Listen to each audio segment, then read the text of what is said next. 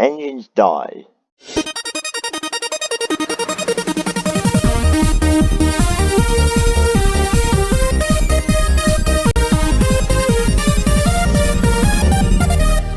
Hello, I'm Hallboi1. This is Hallboi1's Wales Investigations. Today we're going to find out whether engines can actually die. Is this engine dead?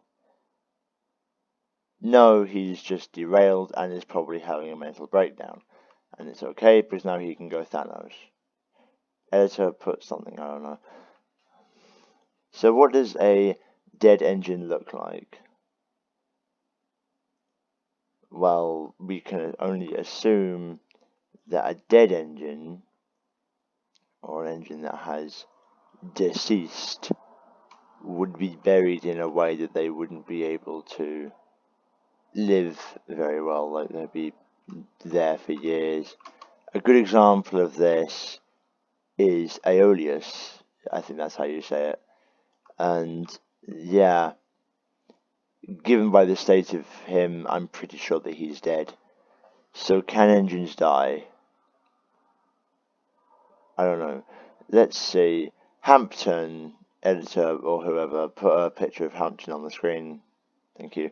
Hampton was an engine that apparently derailed and died. Well, he didn't die, but he just derailed and would burn somewhere in the mountains and was like just sold for scrap eventually. Then there's Texas Red. He would fall off of the cliff down Kitsborough. Did he die?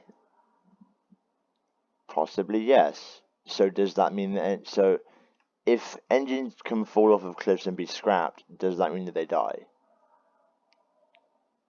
Technically yes, that does mean that they can die. So yeah, there's your result. Thanks for watching this week's episode. Next week we're going to be doing something even more dumb. Roll the outro.